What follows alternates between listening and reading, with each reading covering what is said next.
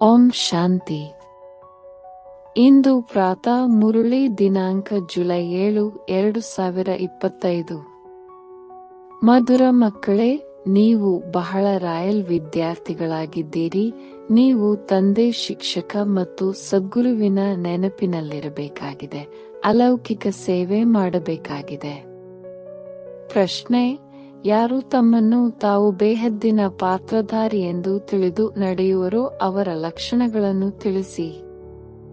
ಉತ್ತರ: ಅವರ ಬುದ್ಧಿಯಲ್ಲಿ ಯಾವುದೇ ಸ್ಥೂಲ, ಸೂಕ್ಷ್ಮ ದೇಹಧಾರಿಗಳ ನೆನಪಿರುವುದಿಲ್ಲ. ಅವರು ಒಬ್ಬ ತಂದೆಯನ್ನು ಮತ್ತು ಶಾಂತಿಧಾಮ ಮನೆಯನ್ನು ನೆನಪು ಮಾಡುತ್ತಾ ಇರುತ್ತಾರೆ, ಏಕೆಂದರೆ ಬಲಿಹಾರಿಯು ಒಬ್ಬ ತಂದೆಯದಾಗಿದೆ. ಹೇಗೆ ತಂದೆಯು ಇಡೀ ಪ್ರಪಂಚದ ಸೇವೆ ಮಾಡುತ್ತಾರೆ, ಪತಿತರನ್ನು ಪಾವನ ಮಾಡುತ್ತಾರೆಯೋ ಹಾಗೆಯೇ ಮಕ್ಕಳು ಸಹ ತಂದೆಯ ಸಮಾನ ಸೇವಾದಾರಿಗಳಾಗಿ ಬಿಡುತ್ತಾರೆ. ಓಂ ಶಾಂತಿ. ಮೊಟ್ಟ ಮೊದಲಿಗೆ ತಂದೆಯು ಮಕ್ಕಳಿಗೆ ಸಾವಧಾನ ನೀಡುತ್ತಾರೆ. ಇಲ್ಲಿ ಕುಳಿತುಕೊಳ್ಳುತ್ತೀರೆಂದರೆ ತಮ್ಮನ್ನು ಆತ್ಮವೆಂದು ತಿಳಿದು ತಂದೆಯ ಮುಂದೆ ಕುಳಿತಿದ್ದೀರಾ. ಇದನ್ನು ಸಹ ಬುದ್ಧಿಯಲ್ಲಿ ತಂದುಕೊಳ್ಳಿ. ನಾನು ತಂದೆಯ ಮುಂದೆಯೂ ಕುಳಿತಿದ್ದೇವೆ, ಶಿಕ್ಷಕನ ಮುಂದೆಯೂ ಕುಳಿತಿದ್ದೇವೆ. ನಂಬರ್ 1 ಮಾತಾಗಿದೆ. ನಾವು ಆತ್ಮರಾಗಿದ್ದೇವೆ, ತಂದೆಯೂ ಆತ್ಮನಾಗಿದ್ದಾರೆ, ಶಿಕ್ಷಕನೂ ಆತ್ಮನಾಗಿದ್ದಾರೆ, ಒಬ್ಬರೇ ಆಗಿದ್ದಾರಲ್ಲವೇ? ಈ ಹೊಸ ಮಾತನ್ನು ನೀವು ಕೇಳುತ್ತೀರಿ. ಬಾಬಾ, ನಾವಂತೂ ಕಲ್ಪವೂ ಇದನ್ನು ಕೇಳುತ್ತೇವೆಂದು ಹೇಳುತ್ತೀರಿ ಅಂದಾಗ ಬುದ್ಧಿಯಲ್ಲಿ ಇದು ನೆನಪಿರಲಿ. ತಂದೆಯು ಓದಿಸುತ್ತಾರೆ, ನಾನಾತ್ಮನು ಈ ಕರ್ಮೇಂದ್ರಿಯಗಳ ಮೂಲಕ ಕೇಳಿಸಿಕೊಳ್ಳುತ್ತೇನೆ. ಈ ಜ್ಞಾನವು ನೀವು ಮಕ್ಕಳಿಗೆ ಶ್ರೇಷ್ಠಾತಿಶ್ರೇಷ್ಠ ಭಗವಂತನ ಮೂಲಕ ಈ ಸಮಯದಲ್ಲಿಯೇ ಸಿಗುತ್ತದೆ. ಅವರು ಎಲ್ಲ ಆತ್ಮಗಳ ತಂದೆಯಾಗಿದ್ದಾರೆ. ಆಸ್ತಿಯನ್ನು ಕೊಡುತ್ತಾರೆ. ಯಾವ ಜ್ಞಾನವನ್ನು ಕೊಡುತ್ತಾರೆ? ಎಲ್ಲರ ಸದ್ಗತಿ ಮಾಡುತ್ತಾರೆ ಎಂದರೆ ಮನೆಗೆ ಕರೆದುಕೊಂಡು ಹೋಗುತ್ತಾರೆ. ಎಷ್ಟು ಮಂದಿಯನ್ನು ಕರೆದುಕೊಂಡು ಹೋಗುತ್ತಾರೆ? ಇದೆಲ್ಲವನ್ನು ನೀವು ತಿಳಿದುಕೊಂಡಿದ್ದೀರಿ. ಸೊಳ್ಳೆಗಳೋಪಾದಿಯಲ್ಲಿ ಎಲ್ಲರೂ ಸಹ ಹೋಗಬೇಕಾಗಿದೆ. ಸತ್ಯಯುಗದಲ್ಲಿ ಒಂದೇ ಧರ್ಮ, ಪವಿತ್ರತೆ, ಸುಖ, ಶಾಂತಿ ಎಲ್ಲವೂ ಇರುತ್ತದೆ. ಈ ಚಿತ್ರಗಳನ್ನು ಕುರಿತು ತಿಳಿಸಿಕೊಡುವುದು ನೀವು ಮಕ್ಕಳಿಗೆ ಬಹಳ ಸಹಜವಾಗುತ್ತದೆ. ಹೇಗೆ ಮಕ್ಕಳು ಸಹ ನಕ್ಷೆಯಿಂದ ತಿಳಿದುಕೊಳ್ಳುತ್ತಾರಲ್ಲವೇ?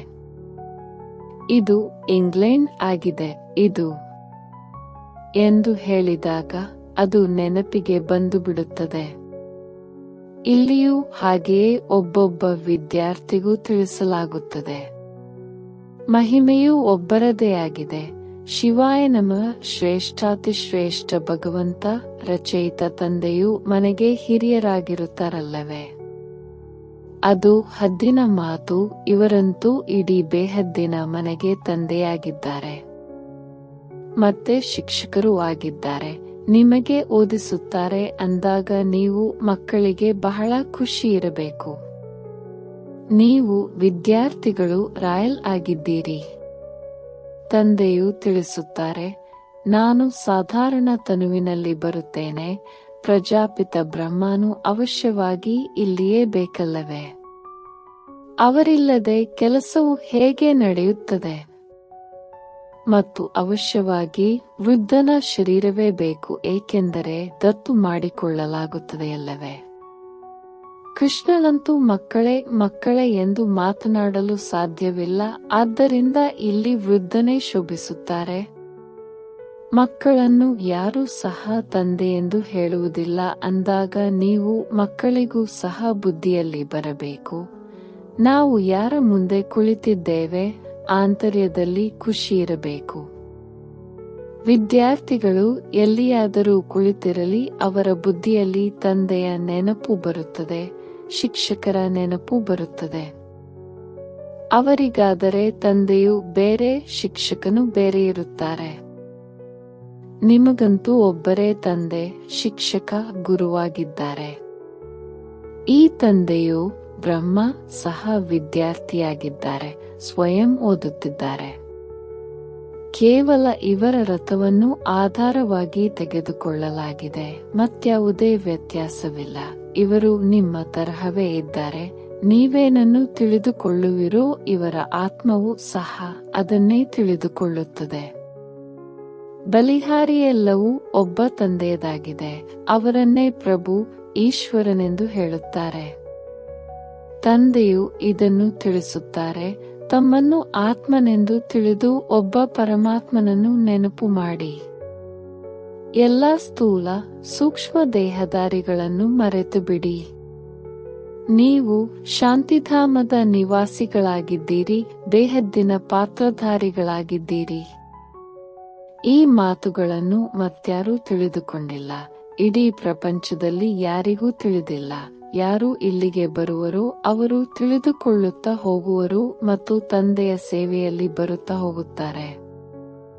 ಈಶ್ವರೀಯ ಸೇವಾದಾರಿಗಳಾಗಿದ್ದಾರಲ್ಲವೇ?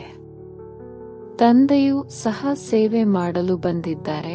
ಪತಿತರನ್ನು ಪಾವನಗೊಳಿಸುವ ಸೇವೆ ಮಾಡುತ್ತಾರೆ. ರಾಜ್ಯವನ್ನು ಕಳೆದುಕೊಂಡು ದುಃಖಿಯಾದಾಗ ಮತ್ತೆ ತಂದೆಯನ್ನು ಕರೆಯುತ್ತಾರೆ. ಯಾರು ರಾಜ್ಯವನ್ನು ಕೊಟ್ಟಿದ್ದರೋ ಅವರನ್ನೇ ಕರೆಯುತ್ತಾರೆ. ತಂದೆಯು ಸುಖಧಾಮದ ಮಾಲೀಕರನ್ನಾಗಿ ಮಾಡಲು ಬಂದಿದ್ದಾರೆ. ಪ್ರಪಂಚದಲ್ಲಿ ನಿಮ್ಮ ವಿನಃ ಇದು ಮತ್ಯಾರಿಗೂ ತಿಳಿದಿಲ್ಲ. ಎಲ್ಲಾ ಭಾರತವಾಸಿ ಒಂದು ಧರ್ಮದವರೇ ಆಗಿದ್ದಾರೆ. ಇದೇ ಮುಖ್ಯವಾದ ಧರ್ಮವಾಗಿದೆ. ಅಂದ ಮೇಲೆ ಅದು ಯಾವಾಗ ಇರುವುದಿಲ್ಲವೋ ಆಗಲೇ ತಂದೆಯು ಬಂದು ಸ್ಥಾಪನೆ ಮಾಡುತ್ತಾರಲ್ಲವೇ? ಮಕ್ಕಳಿಗೆ ತಿಳಿದಿದೆ. ಭಗವಂತ ಯಾರನ್ನು ಇಡೀ ಪ್ರಪಂಚದವು ಅಲ್ಲಾ, ಗಾಡ್ ಎಂದು ಕರೆಯುವರೋ ಅವರೇ ನಾಟಕದನುಸಾರ ಕಲ್ಪದ ಹಿಂದಿನಂತೆ ಬಂದಿದ್ದಾರೆ. ಇದು ಗೀತೆಯ ಎಪಿಸೋಡ್ ಆಗಿದೆ. ಇದರಲ್ಲಿ ತಂದೆಯು ಬಂದು ಸ್ಥಾಪನೆ ಮಾಡುತ್ತಾರೆ. ಬ್ರಾಹ್ಮಣ ಮತ್ತು ದೇವಿ ದೇವತಾ ನಮಃ ಎಂದೇ ಗಾಯನವಿದೆ. ಕ್ಷತ್ರಿಯ ನಮಃ ಎಂದು ಹೇಳುವುದಿಲ್ಲ, ಏಕೆಂದರೆ ಕ್ಷತ್ರಿಯರಲ್ಲಿ 2 ಕಲೆಗಳು ಕಡಿಮೆಯಾಯಿತಲ್ಲವೇ? ಹೊಸ ಪ್ರಪಂಚಕ್ಕೆ ಸ್ವರ್ಗವೆಂದೇ ಹೇಳಲಾಗುತ್ತದೆ. ತ್ರೇತಾಯುಗಕ್ಕೆ ಹೊಸ ಪ್ರಪಂಚವೆಂದು ಹೇಳುವುದಿಲ್ಲ. ಮೊಟ್ಟಮೊದಲು ಸತ್ಯಯುಗದಲ್ಲಿ ಸಂಪೂರ್ಣ ಹೊಸ ಪ್ರಪಂಚವಿರುತ್ತದೆ. ಇದು ಹಳೆಯದಕ್ಕಿಂತ ಹಳೆಯ ಪ್ರಪಂಚವಾಗಿದೆ. ನೀವು ಪುನಃ ಹೊಸ ಪ್ರಪಂಚದಲ್ಲಿ ಹೋಗುವಿರಿ. ಆ ಪ್ರಪಂಚದಲ್ಲಿ ಹೋಗುವ ಕಾರಣವೇ ನಾವು ನರನಿಂದ ನಾರಾಯಣರಾಗುತ್ತೇವೆಂದು ಹೇಳುತ್ತೀರಿ. ಸತ್ಯನಾರಾಯಣನ ಕಥೆಯನ್ನು ಕೇಳುತ್ತೇವೆ ಎಂದು ಹೇಳುತ್ತೀರಿ. ರಾಜಕುಮಾರರಾಗುವ ಕಥೆಯೆಂದು ಹೇಳುವುದಿಲ್ಲ. ಇದು ಸತ್ಯನಾರಾಯಣನ ಕಥೆಯಾಗಿದೆ. ಅವರು ನಾರಾಯಣನನ್ನು ಬೇರೆ ಎಂದು ತಿಳಿಯುತ್ತಾರೆ, ಆದರೆ ನಾರಾಯಣನ ಯಾವುದೇ ಜೀವನ ಕಥೆಯಂತೂ ಇಲ್ಲ. ಜ್ಞಾನದ ಮಾತುಗಳು ಬಹಳಷ್ಟಿವೆಯಲ್ಲವೇ? ಆದ್ದರಿಂದಲೇ 7 ದಿನಗಳ ಸಮಯವನ್ನು ಕೊಡಲಾಗುತ್ತದೆ. ಈ 7 ದಿನಗಳು ಭಟ್ಟಿಯಲ್ಲಿರಬೇಕಾಗುವುದು, ಅಂದರೆ ಇಲ್ಲಿಯೇ ಕುಳಿತು ಬಿಡುವುದಲ್ಲ. ಹೀಗೆ ಮಾಡಿದರೆ ಭಟ್ಟಿಯ ನೆಪ ಮಾಡಿಕೊಂಡು ಅನೇಕರು ಬಂದು ಬಿಡುವರು. ವಿದ್ಯಾಭ್ಯಾಸವು ಬೆಳಗ್ಗೆ ಮತ್ತು ಸಾಯಂಕಾಲದ ಸಮಯದಲ್ಲಿ ನಡೆಯುತ್ತದೆ. ಮಧ್ಯಾಹ್ನದಲ್ಲಿ ವಾಯುಮಂಡಲವು ಸರಿಯಾಗಿರುವುದಿಲ್ಲ. ರಾತ್ರಿಯಲ್ಲಿಯೂ 10 ರಿಂದ 12 ಗಂಟೆಯವರೆಗೆ ಬಹಳ ಕೆಟ್ಟ ಸಮಯವಾಗಿದೆ. ಇಲ್ಲಿ ನೀವು ಮಕ್ಕಳು ಸಹ ನೆನಪಿನಲ್ಲಿದ್ದು ಸತೋಪ್ರಧಾನರಾಗುವ ಪರಿಶ್ರಮ ಪಡಬೇಕಾಗಿದೆ. ಇಡೀ ದಿನವಂತೂ ಉದ್ಯೋಗ ವ್ಯವಹಾರಗಳಲ್ಲಿ ಇರುತ್ತೀರಿ. ಇಂತಹವರು ಅನೇಕರಿದ್ದಾರೆ. ಉದ್ಯೋಗ ವ್ಯವಹಾರಗಳನ್ನು ಮಾಡುತ್ತಲೂ ಇನ್ನೂ ಹೆಚ್ಚಿನ ನೌಕರಿಗಾಗಿ ಓದುತ್ತಾರೆ.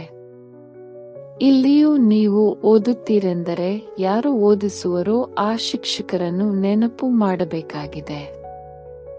ಒಳ್ಳೆಯದು, ಶಿಕ್ಷಕನೆಂದೇ ತಿಳಿದು ನೆನಪು ಮಾಡಿ. ಆಗ ತಂದೆ, ಶಿಕ್ಷಕ, ಸದ್ಗುರು 3 ಸಂಬಂಧಗಳು ಒಟ್ಟಿಗೆ ನೆನಪಿಗೆ ಬರುತ್ತದೆ. ನಿಮಗಾಗಿ ಇದು ಬಹಳ ಸಹಜವಾಗಿದೆ. ಅಂದ ಮೇಲೆ ಬಹಳ ಬೇಗನೆ ನೆನಪು ಬಂದು ಬಿಡಬೇಕು. ಅವರು ನಮ್ಮ ತಂದೆಯೂ ಆಗಿದ್ದಾರೆ, ಶಿಕ್ಷಕ ಮತ್ತು ಸದ್ಗುರುವೂ ಆಗಿದ್ದಾರೆ. ಶ್ರೇಷ್ಠಾತಿಶ್ರೇಷ್ಠ ತಂದೆಯಾಗಿದ್ದಾರೆ. ಅವರಿಂದ ನಾವು ಸ್ವರ್ಗದ ಆಸ್ತಿಯನ್ನು ಪಡೆಯುತ್ತಿದ್ದೇವೆ. ನಾವು ಸ್ವರ್ಗದಲ್ಲಿ ಅವಶ್ಯವಾಗಿ ಹೋಗುತ್ತೇವೆ. ಸ್ವರ್ಗದ ಸ್ಥಾಪನೆಯು ಖಂಡಿತ ಆಗಬೇಕಾಗಿದೆ. ನೀವು ಕೇವಲ ಶ್ರೇಷ್ಠ ಪದವಿಗಾಗಿ ಪುರುಷಾರ್ಥ ಮಾಡುತ್ತೀರಿ. ಇದನ್ನು ಸಹ ನೀವು ತಿಳಿದುಕೊಂಡಿದ್ದೀರಿ. ಕೊನೆಗೆ ನಿಮ್ಮ ಜ್ಞಾನವು ಹರಡುತ್ತಾ ಹೋಗುವುದು. ಮನುಷ್ಯರಿಗೆ ಇದು ಅರ್ಥವಾಗುವುದು. ನೀವು ಬ್ರಾಹ್ಮಣರ ಅಲೌಕಿಕ ಧರ್ಮವಾಗಿದೆ. ಶ್ರೀಮತದಂತೆ ಅಲೌಕಿಕ ಸೇವೆಯಲ್ಲಿ ತತ್ಪರರಾಗಿರುವುದು. ನೀವು ಶ್ರೀಮತದನುಸಾರ ಎಷ್ಟು ಶ್ರೇಷ್ಠ ಕಾರ್ಯವನ್ನು ಮಾಡುತ್ತಿದ್ದೀರಿ ಎಂಬುದು ಸಹ ಮನುಷ್ಯರಿಗೂ ಸಹ ಅರ್ಥವಾಗುತ್ತಾ ಹೋಗುವುದು. ನಿಮ್ಮಂತಹ ಅಲೌಕಿಕ ಸೇವೆಯನ್ನು ಯಾರೂ ಮಾಡಲು ಸಾಧ್ಯವಿಲ್ಲ. ನೀವು ಬ್ರಾಹ್ಮಣ ಧರ್ಮದವರೇ ಇಂತಹ ಕಾರ್ಯವನ್ನು ಮಾಡುತ್ತೀರಿ ಅಂದಮೇಲೆ ಇಂತಹ ಕಾರ್ಯದಲ್ಲಿ ತೊಡಗಬೇಕು ಮತ್ತು ಇದರಲ್ಲಿಯೇ ಬ್ಯುಜಿಯಾಗಿರಬೇಕು. ತಂದೆಯೂ ಸಹ ಬ್ಯುಜಿಯಾಗಿರುತ್ತಾರಲ್ಲವೇ? ನೀವು ರಾಜಧಾನಿಯನ್ನು ಸ್ಥಾಪನೆ ಮಾಡುತ್ತಿದ್ದೀರಿ. ಅವರಂತೂ ಪಂಚಾಯಿತಿ ಸೇರಿ ಕೇವಲ ಪಾಲನೆ ಮಾಡುತ್ತಿರುತ್ತಾರೆ. ಆದರೆ ನೀವಿಲ್ಲಿ ಗುಪ್ತವೇಷದಲ್ಲಿ ಏನು ಮಾಡುತ್ತಿದ್ದೀರಿ? ನೀವು ಗುಪ್ತ ಸೈನಿಕರು, ಅಹಿಂಸಕರಾಗಿದ್ದೀರಿ. ಇದರ ಅರ್ಥವನ್ನು ಯಾರೂ ತಿಳಿದುಕೊಂಡಿಲ್ಲ. ನೀವು ಡಬಲ್ ಅಹಿಂಸಕ ಸೇನೆಯಾಗಿದ್ದೀರಿ. ಬಹಳ ದೊಡ್ಡ ಹಿಂಸೆಯು ಈ ವಿಕಾರದ್ದಾಗಿದೆ. ಇದೇ ಪತಿತರನ್ನಾಗಿ ಮಾಡುತ್ತದೆ. ಆದ್ದರಿಂದ ಇದರ ಮೇಲೆ ವಿಜಯಿಗಳಾಗಬೇಕಾಗಿದೆ. ಭಗವಾನ್ ವಾಚ ಕಾಮ ಮಹಾಶತ್ರುವಾಗಿದೆ. ಇದರ ಮೇಲೆ ಜಯಗಳಿಸುವುದರಿಂದಲೇ ನೀವು ಜಗಜ್ಜೀತರಾಗುತ್ತೀರಿ. ಈ ಲಕ್ಷ್ಮೀನಾರಾಯಣರು ಜಗಜ್ಜೀತರಲ್ಲವೇ? ಭಾರತವು ಜಗಜ್ಜೀತನಾಗಿತ್ತು. ಇವರು ವಿಶ್ವದ ಮಾಲೀಕ ಹೇಗಾದರು? ಇದನ್ನು ಸಹ ಹೊರಗಿನವರು ತಿಳಿದುಕೊಳ್ಳಲು ಸಾಧ್ಯವಿಲ್ಲ. ಇದನ್ನು ತಿಳಿದುಕೊಳ್ಳಲು ಬಹಳ ವಿಶಾಲ ಬುದ್ಧಿಯಿರಬೇಕು. ದೊಡ್ಡ ದೊಡ್ಡ ವಿದ್ಯೆಯನ್ನು ಓದುವವರ ಬುದ್ಧಿಯೂ ವಿಶಾಲವಾಗಿರುತ್ತದೆಯಲ್ಲವೇ?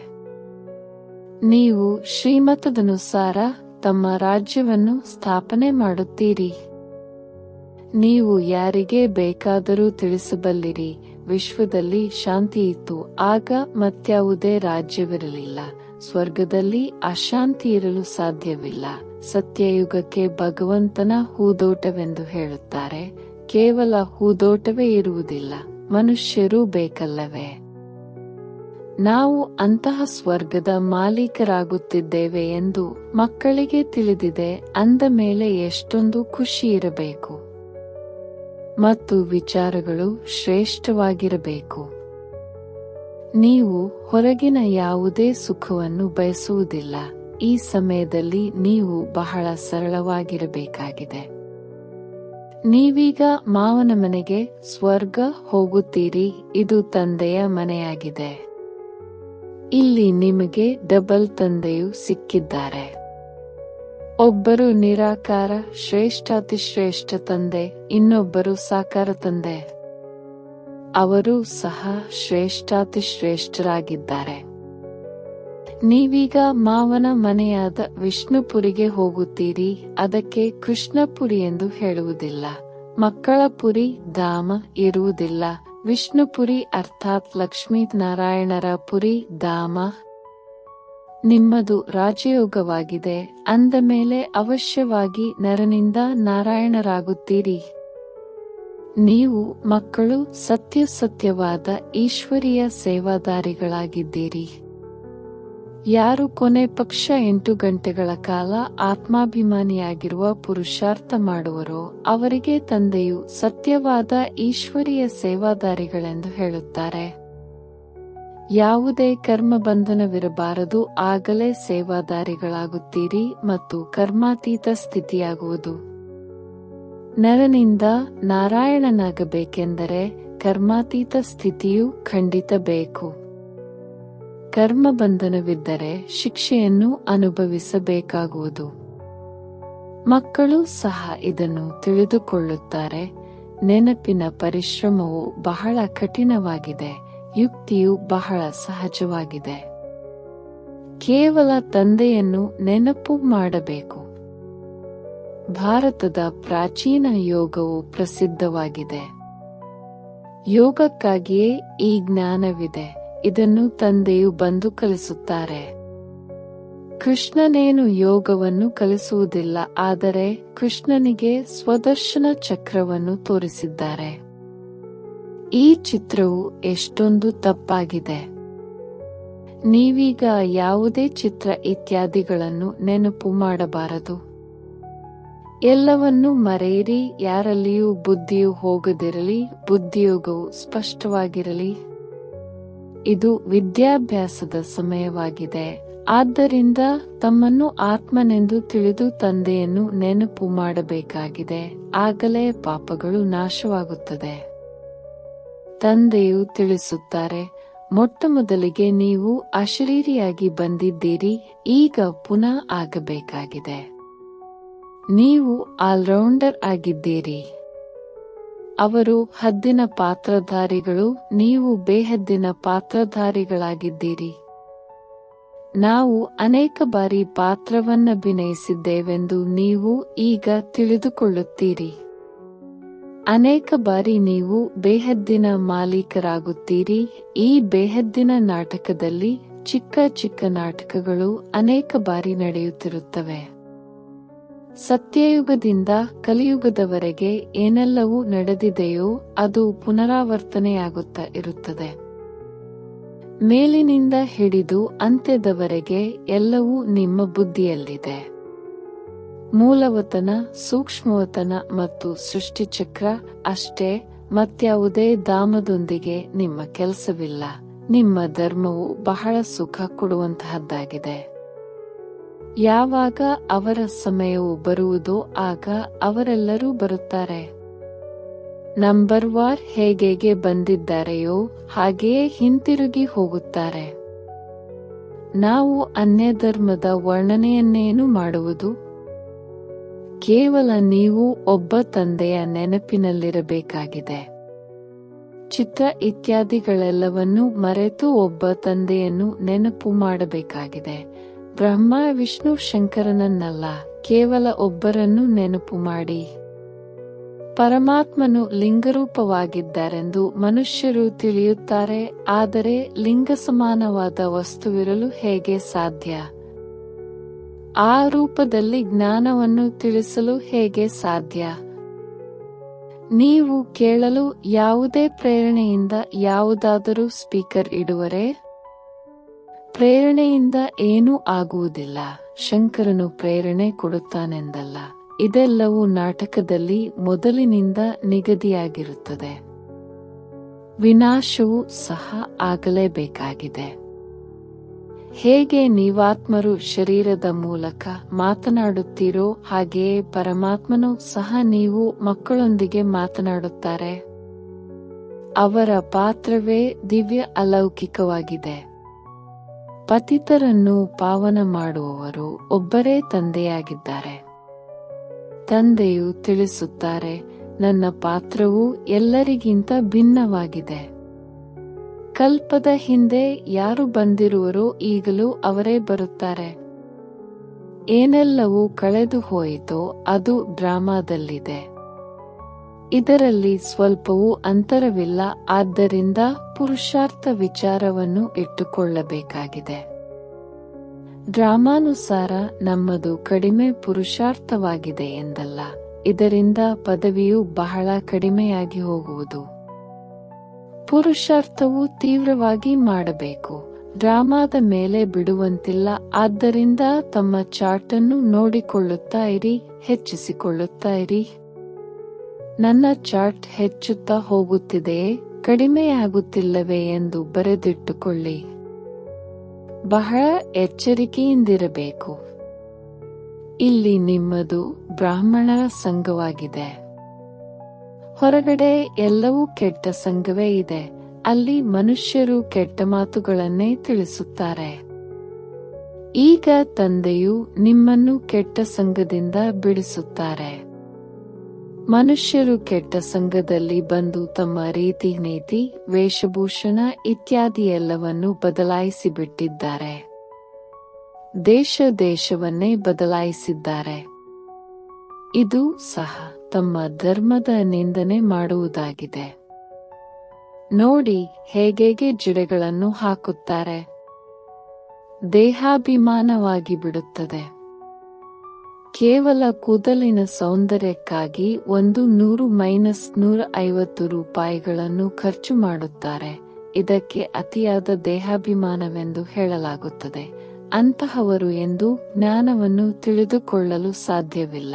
ತಂದೆಯು ತಿಳಿಸುತ್ತಾರೆ, ಮಕ್ಕಳೇ, ಬಹಳ ಸಾಧಾರಣವಾಗಿ ಇರಿ. ತುಂಬಾ ಒಳ್ಳೊಳ್ಳೆಯ ಸೀರೆಯನ್ನು ಧರಿಸುವುದರಿಂದಲೂ ದೇಹಾಭಿಮಾನವು ಬರುತ್ತದೆ. ದೇಹಾಭಿಮಾನವನ್ನು ಬಿಡುವುದಕ್ಕಾಗಿ ಎಲ್ಲವನ್ನೂ ಸಾಧಾರಣ ಮಾಡಿಕೊಳ್ಳಬೇಕು. ಒಳ್ಳೆಯ ವಸ್ತು ದೇಹಾಭಿಮಾನದಲ್ಲಿ ತರುತ್ತದೆ. ಈಗ ನೀವು ಈ ಸಮಯದಲ್ಲಿ ವನವಾಸದಲ್ಲಿದ್ದೀರಲ್ಲವೇ? ಪ್ರತಿಯೊಂದು ವಸ್ತುವಿನಿಂದ ಮೋಹವನ್ನು ತೆಗೆಯಬೇಕು. ಬಹಳ ಸಾಧಾರಣವಾಗಿರಬೇಕಾಗಿದೆ. ವಿವಾಹ ಮೊದಲಾದ ಕಡೆ ಬಣ್ಣದ ವಸ್ತ್ರಗಳನ್ನು ಧರಿಸಿ ಹೋಗಿ ಸಂಬಂಧವನ್ನು ನಿಭಾಯಿಸುವ ಅರ್ಥವಾಗಿ ಧರಿಸಿರಿ. ಮತ್ತೆ ಮನೆಗೆ ಬಂದು ಬದಲಾಯಿಸಿಕೊಳ್ಳಿ. ನೀವಂತೂ ವಾಣಿಯಿಂದ ದೂರ ಹೋಗಬೇಕಾಗಿದೆ. ವಾನಪ್ರಸ್ಥಿಗಳು ಶ್ವೇತವಸ್ತ್ರದಲ್ಲಿರುತ್ತಾರೆ. ನೀವು ಒಬ್ಬೊಬ್ಬರು ಹಿರಿಯರು ಕಿರಿಯರು ಎಲ್ಲರೂ ವಾನಪ್ರಸ್ಥಿಗಳಾಗಿದ್ದೀರಿ. ಚಿಕ್ಕ ಮಕ್ಕಳು ಸಹ ತಂದೆಯ ನೆನಪು ತರಿಸಬೇಕಾಗಿದೆ. ಇದರಲ್ಲಿಯೇ ಕಲ್ಯಾಣವಿದೆ. ನೀವೀಗ ಶಿವತಂದೆಯ ಬಳಿ ಹೋಗಬೇಕಾಗಿದೆ. ಒಳ್ಳೆಯದು. ಮಧುರಾತಿ ಮಧುರ ಅಗಲಿ ಮರಳಿ ಸಿಕ್ಕಿರುವ ಮಕ್ಕಳ ಪ್ರತಿ ಮಾತಾಪಿತಾ ಬಾಪ್ದಾದರವರ ನೆನಪು, ಪ್ರೀತಿ ಹಾಗೂ ಸುಪ್ರಭಾತ. ಆತ್ಮೀಯ ಮಕ್ಕಳಿಗೆ ಆತ್ಮೀಯ ತಂದೆಯ ನಮಸ್ತೆ. ಧಾರಣೆಗಾಗಿ ಮುಖ್ಯ ಸಾರ. ಸದಾ ಗಮನವಿರಲಿ, ನಮ್ಮ ಯಾವುದೇ ಚಲನೆಯು ದೇಹಾಭಿಮಾನದ್ದಾಗಿರಬಾರದು. ಬಹಳ ಸಾಧಾರಣವಾಗಿರಬೇಕಾಗಿದೆ. ಯಾವುದೇ ವಸ್ತುವಿನಲ್ಲಿ ಮಮತ್ವವನ್ನಿಡಬಾರದು. ಕೆಟ್ಟ ಸಂಗದಿಂದ ತಮ್ಮನ್ನು ಸಂಪಾಲನೆ ಮಾಡಿಕೊಳ್ಳಬೇಕಾಗಿದೆ. ನೆನಪಿನ ಪರಿಶ್ರಮದಿಂದ ಸರ್ವ ಕರ್ಮಬಂಧನಗಳನ್ನು ತುಂಡು ಮಾಡಿ ಕರ್ಮಾತೀತರಾಗಬೇಕಾಗಿದೆ. ಕೊನೆ ಪಕ್ಷ 8 ಗಂಟೆಗಳ ಕಾಲ ಆತ್ಮಾಭಿಮಾನಿಯಾಗಿದ್ದು ಸತ್ಯವಾದ ಈಶ್ವರೀಯ ಸೇವಾದಾರಿಗಳಾಗಬೇಕಾಗಿದೆ. ವರದಾನ: ವಿಶಾಲ ಬುದ್ಧಿ, ವಿಶಾಲ ಹೃದಯದಿಂದ ನಮ್ಮ ತನದ ಅನುಭೂತಿ ಮಾಡಿಸುವಂತಹ ಮಾಸ್ಟರ್ ರಚಯಿತ ಭವ. ಮಾಸ್ಟರ್ ರಚಯಿತನ ಮೊದಲ ರಚನೆ ಈ ದೇಹವಾಗಿದೆ. ಯಾರು ಈ ದೇಹದ ಮಾಲೀಕತನದಲ್ಲಿ ಸಂಪೂರ್ಣ ಸಫಲತೆ ಪ್ರಾಪ್ತಿ ಮಾಡಿಕೊಳ್ಳುತ್ತಾರೆ, ಅವರು ತಮ್ಮ ಸ್ನೇಹ ಹಾಗೂ ಸಂಪರ್ಕದ ಮೂಲಕ ಎಲ್ಲರಿಗೆ ನಮ್ಮ ತನದ ಅನುಭವವನ್ನು ಮಾಡಿಸುತ್ತಾರೆ. ಆ ಆತ್ಮದ ಸಂಪರ್ಕದಿಂದ ಸುಖದ, ದಾತಾತನದ, ಶಾಂತಿ, ಪ್ರೇಮ, ಆನಂದ, ಸಹಯೋಗ, ಸಾಹಸ, ಉತ್ಸಾಹ, ಉಮಂಗ ಯಾವುದಾದರೂ ಒಂದು ವಿಶೇಷತೆ ಅನುಭೂತಿಯಾಗುವುದು. ಅವರನ್ನೇ ಹೇಳಲಾಗುವುದು ವಿಶಾಲ ಬುದ್ಧಿ, ವಿಶಾಲ ಹೃದಯ ಉಳ್ಳವರು. ಸ್ಲೋಗನ್: ಉಮಂಗ ಉತ್ಸಾಹದ ರೆಕ್ಕೆಯ ಮೂಲಕ ಸದಾ ಹಾರುವ ಕಲೆಯ ಅನುಭೂತಿ ಮಾಡಿಸುತ್ತಾ ಹೋಗಿ.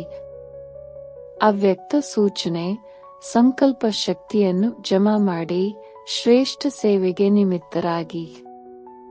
ಸ್ವಯಂ ಅನ್ನು ಶ್ರೇಷ್ಠ ಸಂಕಲ್ಪಗಳಿಂದ ಸಂಪನ್ನರನ್ನಾಗಿ ಮಾಡಿಕೊಳ್ಳುವುದಕ್ಕಾಗಿ ಟ್ರಸ್ಟಿ ಆಗಿ ಇರಿ. ಟ್ರಸ್ಟಿ ಆಗುವುದು ಎಂದರೆ ಡಬಲ್ ಲೈಟ್ ಫರಿಷ್ಠ ಆಗುವುದು.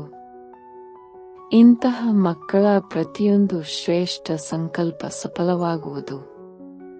ಒಂದು ಶ್ರೇಷ್ಠ ಸಂಕಲ್ಪ ಮಕ್ಕಳದ್ದು ಹಾಗೂ 1000 ಶ್ರೇಷ್ಠ ಸಂಕಲ್ಪದ ಫಲ ತಂದೆಯ ಮೂಲಕ ಪ್ರಾಪ್ತಿಯಾಗುತ್ತದೆ.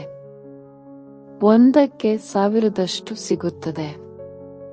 ಓಂ ಶಾಂತಿ.